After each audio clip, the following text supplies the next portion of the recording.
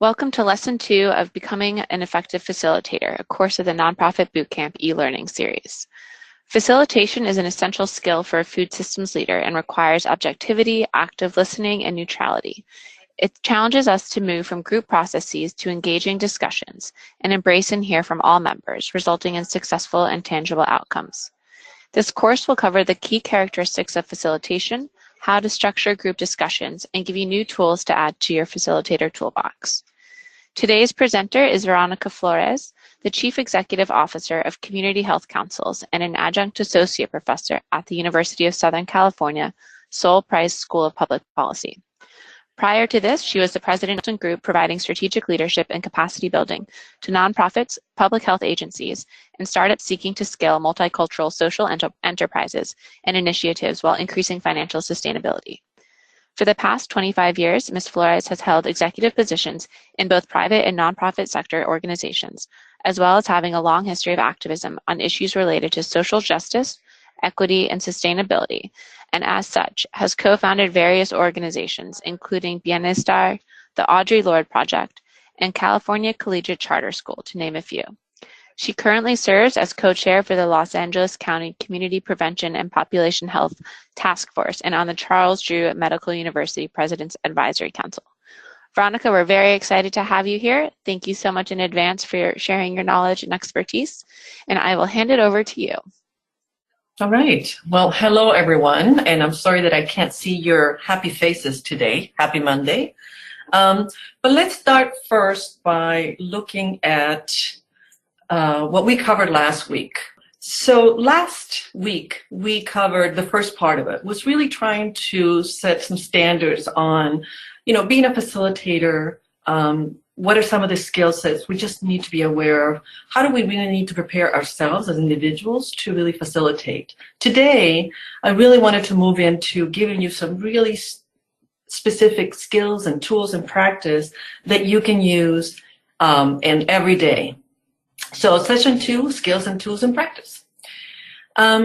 So first, we're going to look at one thing that really gets to people as you think about being a facilitator. What role do I take if I am leading a group, or I am the leader, the CEO, the manager, the supervisor, and I need to be a good facilitator as well.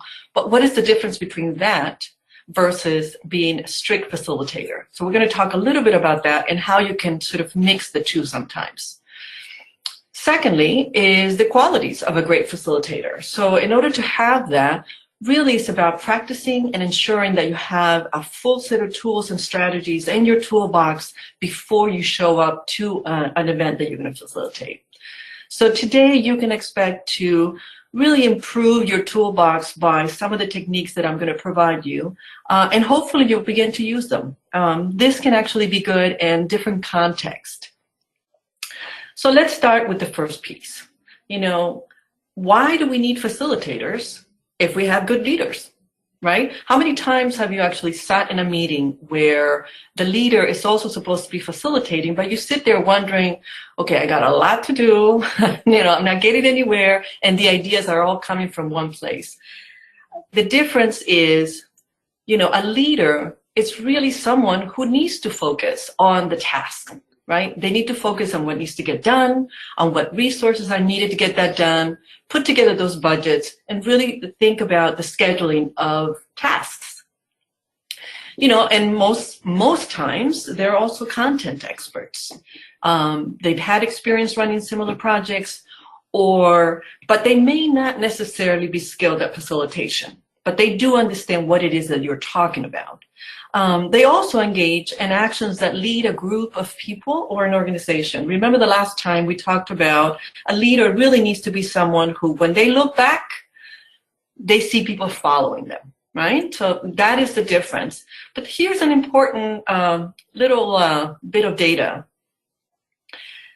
When you think about what people understand about their leaders, in fact, according to Gallup, 90% of leaders rate themselves as effective communicators. But the reality is that only 30% of their subordinates actually agree that they're good facilitators or communicators. So if we start from that database, we have a little bit of work to do, right? So defining who they are as opposed to who a facilitator is, one thing that aligns between the two is synergy. A facilitator needs to find synergy within a group in order to create strategies that promote cooperation, that promote teamwork, that an environment where ideas can be shared, right? And that people understand what the benefits are. Whereas a leader, if you're leading a group or an organization, you need to find synergy, but this is to get things done. So when we think about now with a skilled facilitator, really the focus is always on process. And I know we covered this a lot the last time, but I can't emphasize it enough. It is totally about process. You're not leading anyone. You're not thinking about tasks that you need to be in charge. You need to be thinking about the group. So let's look at the qualities. And on this one, it's really a checkbox. You know, before you step out to a group, really take a look at this and say, am I really fulfilling these 10 key elements so that I can be a good facilitator as I step into the room? Well, we're going to talk a little bit about that today so you can kind of see, well, what are those specific tools that I need in order to be in this space where where people feel safe, where I can create structure, where I definitely understand time, where I am flexible enough so that, you know, you never know. You walk into a group and anything can happen. So flexibility is key for a good facilitator. So, but understanding the facilitation process, I think sometimes we think of it as, you know, it's one area, right? But the reality is it is pre-session. So you want to make sure that you have time to prepare yourself, right? To really think about and understand what does this group want to achieve? And I want to make sure that I walk in with the strategies to ensure that the group will get there. And I want to co-create, right? So there's someone who's asking you to facilitate. It could be a couple of people. It could be just a planning committee. Whatever that is, you're going to be co-creating. And then come into the group with an agenda, something that says to the group, here's my process, right? Here's how we're going to do it. Here's how much time it's going to take. And here's what you can expect from me. But this is also what I am going to expect from you in this process. So you really then move into the during. But then if you think about, there's also a post session. So which means whatever you do during the group will have to lead you to, are there photos that I need to capture here? Is there a report that I need to submit? And what are those reports expecting, right? Because then the data that you collect, the charting that you do will be important. Now, for next session, we're going to really talk about charting a little bit more. So today is focused strictly on the person facilitator, but understand that there's also a key role for charting and keeping track of what's being said in a group. So having said that, let's focus on process. So first, there are really two things we have to think about. What is the task at hand? Meaning, what do we need to do out of this group? And secondly, what is the process to get us there? How do we do it? So when we think about that, the first piece would be, you know, what are the tasks that need to be accomplished? And then how do I then help the group comprehend the task? Secondly, I have to choose an appropriate approach to get that task done. And so you just have to do that, right? And so here's your toolbox. Then I have to think about, it's more than just from A to Z. There's going to be stuff, right, that we just don't know when you walk into a group. There could be conflict, right? There could be some relationship building that you need to do. There could be some trust issues. So as you move in through this process, you really need to prepare yourself. If this happens, then how do I do that? How do I improve the results by knowing exactly how I might want to step in? Because ultimately, your goal is to produce an outcome for the group, right? That is the trust that people can walk out of there feeling like, okay, whatever happened in this process, we walked out of there with what we needed to do, or at least an understanding as to why it didn't happen. So, you know, you could start out with thinking it's going to be the great thing, but the reality is anything could happen in a meeting, right? Here is, what we all could be dreading as we walk into conflict resolution. So thinking about that ahead of time is actually a really good idea. So here are some things that, as we collected the information from your feedback, that you think about when you're having issues around facilitation. And these are some of the major keys for issues for everyone facilitating a group. How do you resolve conflict? Poor communication. People can't make decisions. There's a lack of creativity, which, then leads to lack of participation. And when there is an absence of an identity for the team, meaning, why are we here? People get frustrated. And frustration and resentment move into groupthink. So we want to make sure that you are nipping in the bud right before it goes to that place. So understanding the team is going to be critical here. So let's think about the entire process, right? The process is, it's got to be inviting. So how do we do that? We're going to go over some tools on how you do that. But first thing is, why are we here? Why? What do you need? What is the need of this group? Who are the people that are in the group? Understand your audience. We talked about last week, right, that there's different personalities. So kind of getting a sense of who these people are that are going to be in the group the most that you can pre-session is ideal. Then you have to think about, then what is the purpose, right? What direction am I going to take here? So I want to make it very clear to the group that this is my process. This is how we're going to do it. And so if you need any feedback, you start out from the very beginning.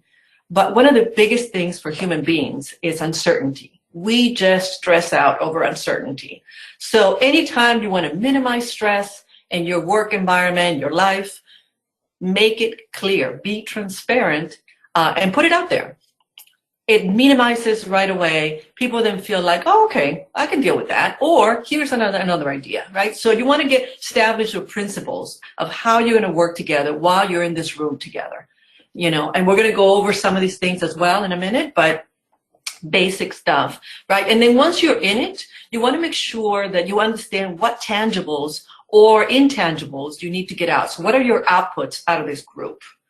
And then what is the architecture for implementing? Will you have small groups? Are you going to have one-on-ones? Are you going to do just one large group discussion? How are people supposed to relate to each other? And then are we walking out with tasks? And who's responsible? So all of those things, you just really need to be clear about what you need to walk out with, tangibles or intangibles, and what are you going to need to support this action? What are the power structures? What are the resources? Who needs to be part of the decision making? Any of those, or your actions, any of those things, it would be great if you could understand them before you move into implementing your group. And ultimately then, you got to really think about the structure in it all, right? People really hate when there's a lack of structure, because then it feels like the facilitator does not have control of the group, whatever happens with the group. So as we think about that, here's some just pointers. One, you want to make sure that you create space for introductions. This is particularly important for a group. If you are walking into a group where trust is an issue, you want to spend a little more time than just say your name and what agency you're with. That's just, it doesn't give you anything. It's got to be intentional. Right? So if you know that this is going to be an issue, spend a few moments, what is it that you think could find synergy in the group? And then that's the question you ask, right? Secondly, not everyone comes into a group wanting to share in the same way. And distrustfulness is something that we all deal with, right? And so how do we then make sure that, there's a way in which people can be part of the activity, but it doesn't feel like you're asking them, so tell me how you felt when you experienced the death of blah, blah, blah, blah. Not everyone's going to be there, right? But something that can be almost like an open-ended question, but you give people something to talk about. Third, you want to make sure that you keep track of the verbal and nonverbal signs. right? And so what does that mean? That means that when people walk into the room, you want to make sure that they feel supportive. If it's a group, again, where trust is an issue, or maybe a brand new group, right? They've never met each other, and so you're trying to bring them in. You want to make sure that as they walk in, they feel the warmth. Sometimes people will put cookies in the center of the room, and then, cookies, I don't know, have this thing in people's brains, like, cookie. Maybe it's the Cookie Monster, I don't know. But it has some kind of effect where it relaxes people. Sometimes I'm going to show you a couple of other things in a minute as we go through some other areas where you can, prepare the room. Maybe you stand at the door and shake people's hand as they walk in, or say welcome as everybody walks in. There are different ways, but you want to also make sure that you let people know right at the start of the group, you will have time for making your call or checking your email. Right? So that is something that also, it's critical nowadays, letting people know that please put your phone away, but you will have time. I will give you enough time for you to go and do what you need to do. And lastly, you want to make sure that the space allows for participation. And that's always the problem, right? We want to make sure that people feel comfortable. And not everyone speaks the same way. So you want to make sure that those things are in place. So I would say these 4 key elements are critical for you as you prepare for your group.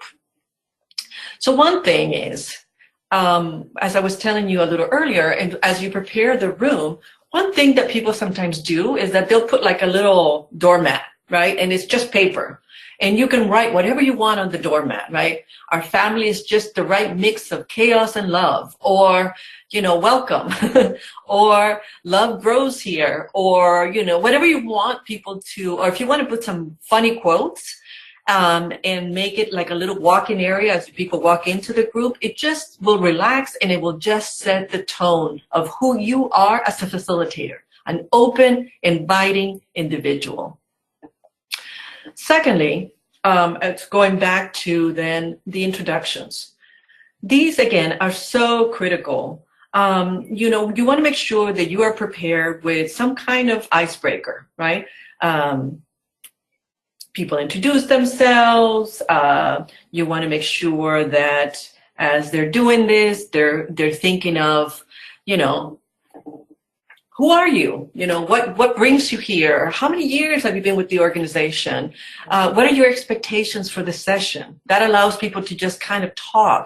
One word to describe yourself. You may want to, if part of what you need to get out of this, every exercise is a time for you to keep notes. And the charting, that's why we're going to talk about that at the next session. But it's really important that you're keeping track of what people are saying. It's really important that people have a name tag. You want to call people by their name, right? You want to make sure that people feel welcome. You want to make sure that there's an experience where, the risk is low, and that, it somehow provides you enough basic information, but it gives you an insight. And remember, go back to the last session when we talked about how do you get to making sure that you understand people's personalities, right? Sometimes there's a little example or a little exercise, I should say, where you'll put like animals across the room and you tell people, go pick the animal that best represents you and then tell me why. And you can because again, introduction in this particular group is going to be critical. So you want to make sure that you understand what that is. Once you move through the process of introduction, now again, going back to, you want to make sure that you let people know that you're going to be extremely flexible. Here's the process. We're going to sit here for 2 hours. We're going to do some small group discussions. Then we're going to chart and we're going to put, I'm going to capture what you're saying. We want to make sure to get what you're saying from your own words. And at the end of the session, this is the product that we want to walk away with.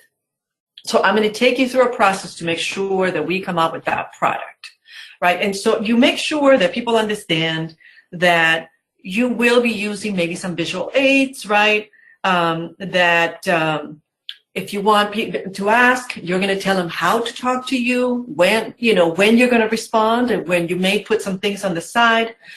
Because what's really critical here is for you to understand also what are the verbal and non-verbal elements that are going to be really important for you to understand. So if you tell people, I want to make sure that I get enough information from you guys. So what we're going to do is, this is an example for, you could raise your index finger if you have a brand new idea.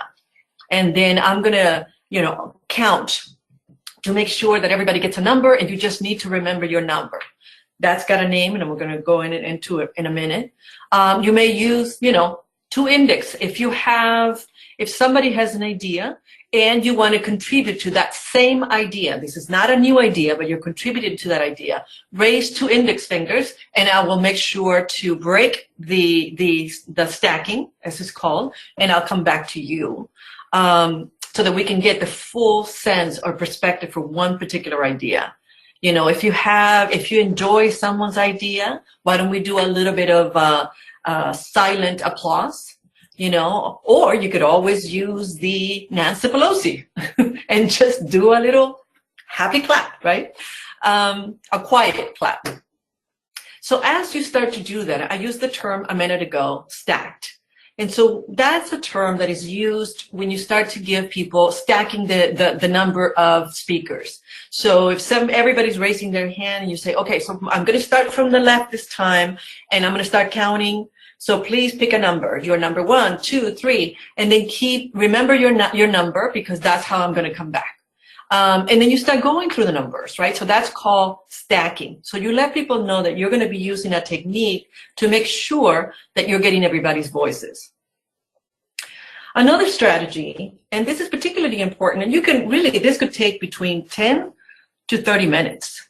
And so this is a way for you to bring out ideas. So if this is, for example, a new group, or you want to make sure that you start with, and people feel like, you're getting a sense. People really need to talk, right? They feel frustrated. Maybe they're coming to the group because you're helping them come up with some kind of decision making. So maybe the first thing you do after introductions is you start with an idea storm. The reason that idea storm is good is that you don't put any limits on it. You don't put limits on it. You just say, this is anything you want to say related to this topic, right? So any ideas you have about this, or any input that you have, we're going to just track it exactly as you're saying it, and then we're going to come back to it, and we're going to move through the day so we make sure that we get what you're thinking as you're sitting here, but we're now going to follow the process and really come out with something that we can all agree with. So idea storming, again, is something that can take just a few minutes, or you can make it an entire session. But again, the idea is to just give people an opportunity to speak. Now, if you feel like the group is feeling like, they're not really talking, they're feeling a little, stuck, give them a card. Have cards at the table, right? So you could say to people, why don't we just take 3 minutes and give us your ideas. Just write down your ideas, and then we're going to pass them to the front. We're going to collect them, and then in our break, I'll make sure to organize them, and then we're going to look at them. So there are different ways for you to use idea storming. The other part is, as you begin to collect all of this, it is important that you understand your role. Your role is really as a storyteller, because storytellers are really about collecting information from their environment. They look at what's happening in their lives, right? They look at what's happening around the world, around them, the news, anything that's happening, right? They collect it, and then they put it into this concise way of telling it.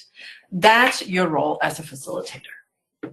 And so when we think about what ways are there to do that, one is called mirroring. So when you do mirroring, that means that you are taking, and this is a technique, and this is good for the idea storm, because that means you are taking, and you tell people, we're going to use the technique of mirror. So today, what I'm going to do is hear exactly what you're saying, right? Verbatim. and I'm going to put that up into in a statement catalog in the statements here. I just want to capture the ideas in this idea storm. So I'm not going to censor it. I'm not going to try to paraphrase you. We want to hear how people are feeling about this. And so now, let's say you get someone who just, long-winded. One of the things that you can do is first you ask them, that sounds like really interesting. There's a lot here. Could you please, with your own words, right? Because you already told people you're doing mirroring. With your own words, really, could you come back and synthesize that into a sentence? If they can't do that, then one way to do mirror, and you're still true to this, is by saying, here's what I hear are the key points. Is that right? Right? So that's one way. Secondly, it's paraphrasing. Here is where you're not doing the mirroring at all. Here you're saying, you're hearing people talk, right? And now you're saying, okay, so this is what I'm hearing from you. Is this correct? And they have an opportunity to say yes or no. So this is a much faster process. Now, paraphrasing, this is when the group has a little bit more trust, because now they're trusting that, and you can use that toward the middle of the group. But at the beginning, you want to start with the other, most likely. The next thing is, how do you encourage people who are just not speaking to really then say something? The worst thing for you to do would be, I noticed there, Mary, that you haven't said anything. Would you like to share? That is one of the most traumatic things that people experience. They start sweating, thinking about, oh my God, is she going to call on me? Is she going to call on me? So you don't want to put anyone on the spot. Remember, your job is to make sure everyone is comfortable enough so that they can share and give you what you need, ultimately. So there are different ways to do this, and you want to get people moving. And so, one of the ways is small groups. People are much better on one-on-one or in small groups. So with small groups, we're talking about 3 to 15 people, depending on the size of the group you're facilitating. So you want to make sure that, hold on one second. You want to make sure that this is not happening, right? So as you go into small groups, now let's say that you're still feeling like, no, this group is a little shy. So what I'm going to do is I'm going to give them, maybe just pair them.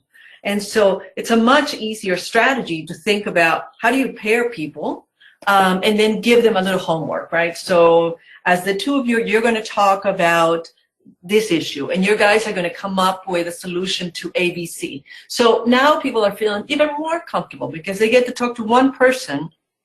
You have to set the parameters, of course, and I'm just trying to keep track of time right now. I'm trying to talk really fast because we could spend the whole day on this. So I'm going to move from here. But again, use pairs as a key strategy when you have a group that is just not contributing or is just feeling really stuck.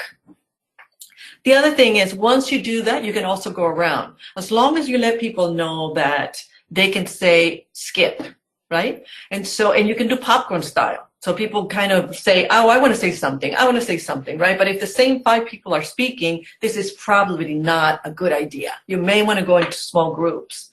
The other thing is the ideas are constantly flowing, right? Let's say that. Or there's ideas that come out of the left field and you think, well, that could be interesting, but you don't want to discount any idea. So you start a parking lot, right? And you start to keep track of anything that people are saying that may or may not be related to this. So you can come back to it. At least acknowledge the group, consistently acknowledge the group. And so now I've put together, I'm just going to go move it through really quickly because I feel like you guys could really look at this offline. But we tried to put some things here together as like if you have some issues. So the problem is on the left. Here's a typical mistake that people do when they're dealing with groups. But here's in the effective response column, then there's a way for you to maybe think about it differently, right? And so there's a few things. Lack of participation, quibbling about the procedure. There's always somebody in the room who say, well, I'm not sure that this is the right process. You have to be able to feel strong enough to say, well, this is what the process will do. If you have any suggestions, we'd love to hear that. But let's talk about where we're going with the group. So it's really important for you to understand that, there are different ways, minimal participation. You want to make sure that people understand you want them to participate. You constantly encourage people, but you don't want to put anyone on the spot. Follow through in assignments. If there's something that needs to come out of the group, you want to make sure that you close with a task. And I'm going to close with one last one here, which is failure to start on time and end on time. I cannot stress this enough. If you have a group that's coming together and that there's going to be 15 people in the group and only 5 people have arrived on time, you start your group with 5 people. People need to know and feel confident that you are in charge. They will feel worse. The people that are sitting in the room and made the effort to be on time will feel worse about you the entire time and distrust you, because it doesn't matter if they show up. You're going to go with the latecomers, and you're going to go with a certain group. So they need to know that you're consistently starting on time and ending on time. And if there's a possibility that you may need to end late, you have to stop and let the group know with enough time to say, this is what we needed to get done. So I want to make sure that you guys are okay if we stay 10 more minutes or 15 more minutes, because we will get this done in 15 minutes. But if you're not okay with that, then we need to figure out a way to close it now. So you want to make sure people are participating, they're engaged, and they can really help you sort of move through this process. Again, there's a few more things in there. I put quite a few before, after, and how you handle it. But I would close by saying, enjoy the difficulty. Actually, this is an exciting process. It's an exciting process. Once you feel comfortable with who you are and where you are as a facilitator, it's a pretty exciting process. You can get a group moving in the direction that they need, and there's nothing more satisfying than walking out of the group and people telling you, I love the process. It was really great. I felt heard. I felt like I wasn't sitting here and just being talked to. I was part of the process. Thank you.